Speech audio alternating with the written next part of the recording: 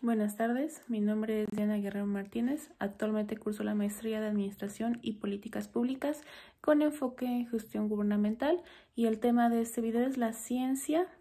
de la administración pública. Es importante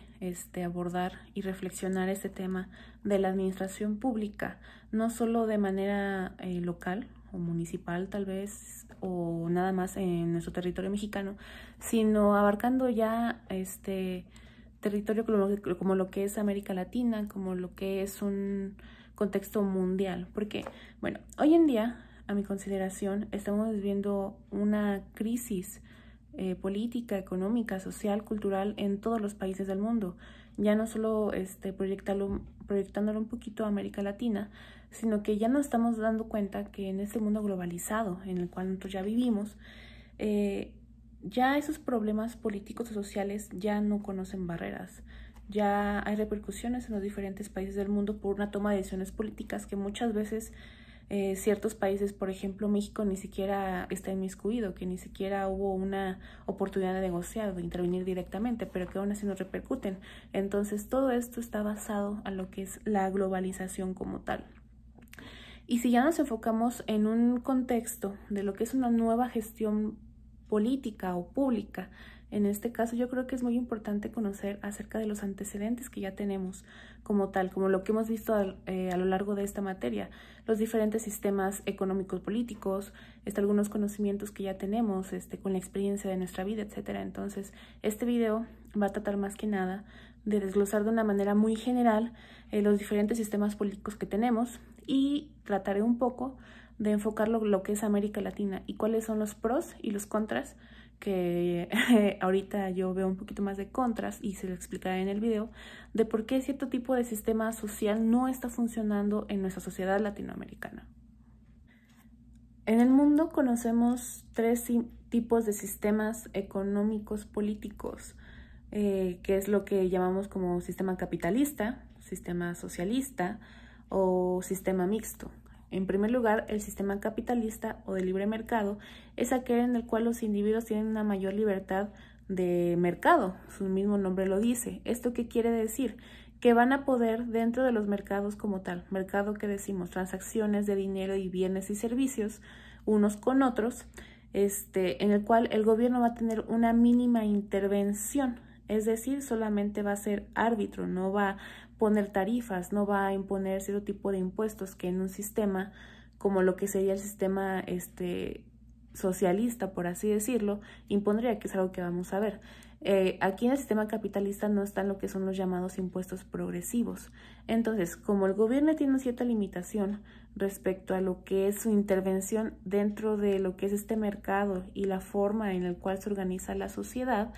es muy común que en este tipo de sistemas haya mayor libertad de desenvolvimiento por parte de los individuos, aunque en su contra se podría decir que como hay tanta libertad y no hay tanta regulación, es muy común que cierto tipo de personas con mayor poder adquisitivo y mayor poder económico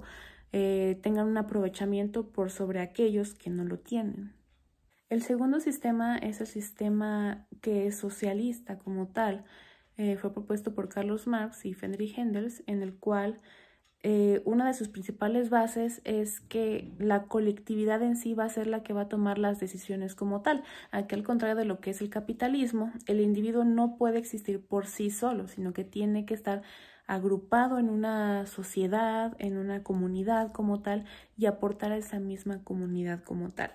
Según el Manifiesto Comunista, hay 10 pasos para poder llegar a lo que es un sistema socialista. Ya después se pasó a un sistema comunista como tal, que el sistema comunista realmente nunca se ha llegado en ningún país del mundo.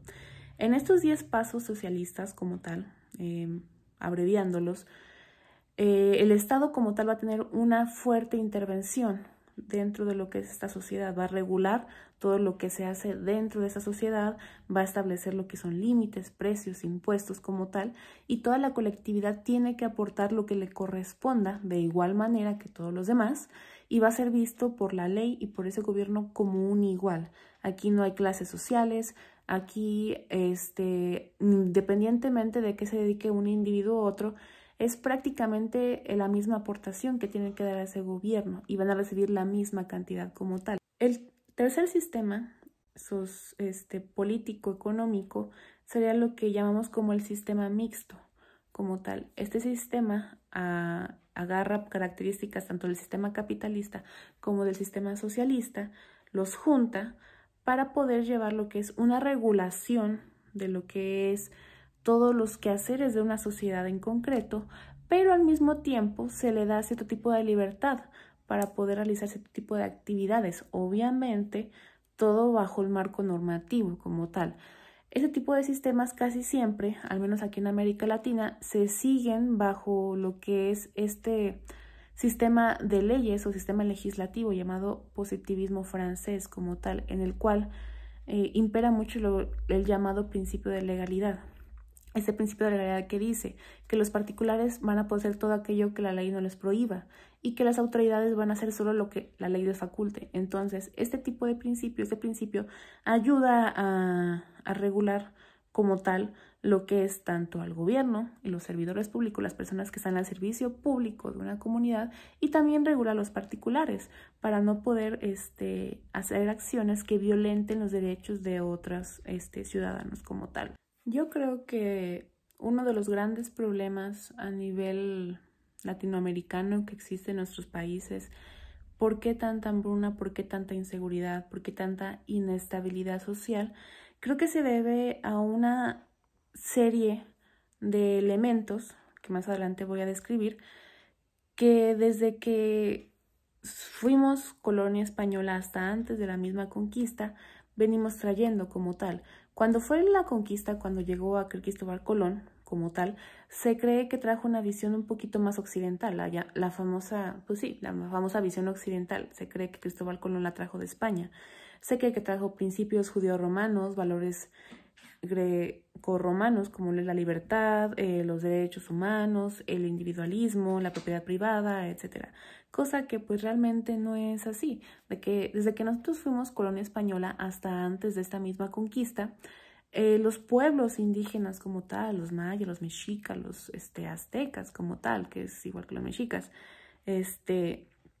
estaban bajo el poderío de un solo gobernante como tal. No había en sí este sistema que se cree, porque yo he escuchado muchas veces que dicen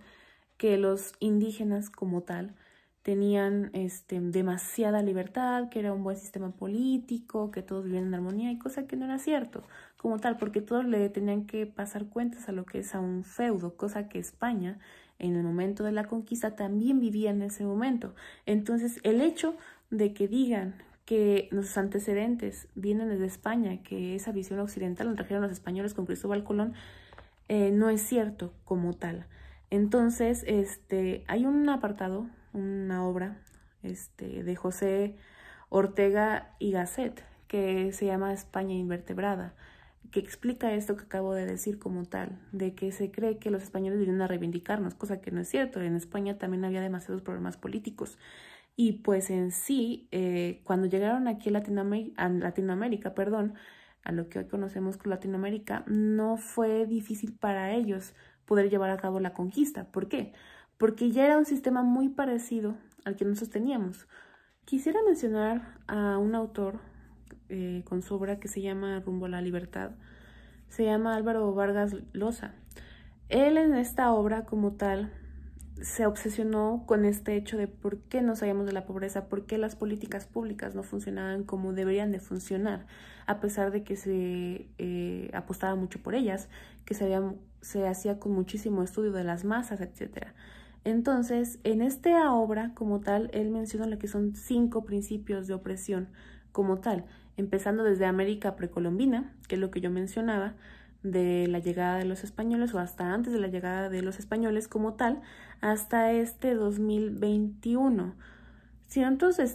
con este paso del tiempo, con esas etapas, y pasamos de lo que es llegada de Cristóbal Colón, lo que es la conquista ya como tal, la independencia, Latinoamérica del siglo XVII al XIX, ahí entramos ya a lo que es al siglo XX, que es llamado como el siglo del pueblo, como tal, donde en este siglo vimos demasiados movimientos sociales por el pueblo, como lo tenemos la Revolución Mexicana de 1910, la APRA en Perú en 1930, en 1959 en Cuba con el Che Guevara y Fidel Castro, y así muchísimos más,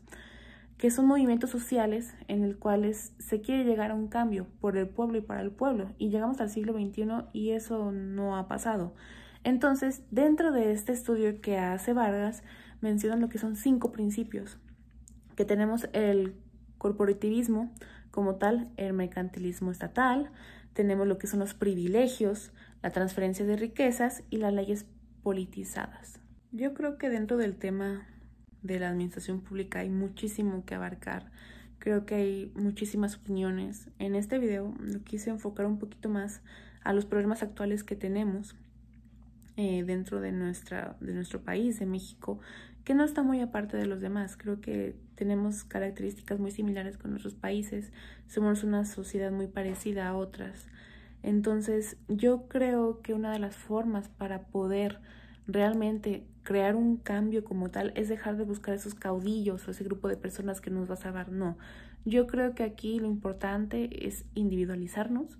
ver por nosotros mismos, cultivarnos, querer crecer, tener cierto tipo de ambición. ¿Por qué? Porque si nosotros nos ponemos a trabajar en nosotros mismos y no en los demás, como tal, nosotros vamos a ser mejores personas, y como mejores personas podemos proyectar nuestras ideas y nuestros gustos, nuestros criterios hacia los demás, y realmente poco a poco así vamos a tener un poquito más de sentido de responsabilidad como tal y de noción de las cosas, y podemos contagiar a otros para hacer exactamente lo mismo.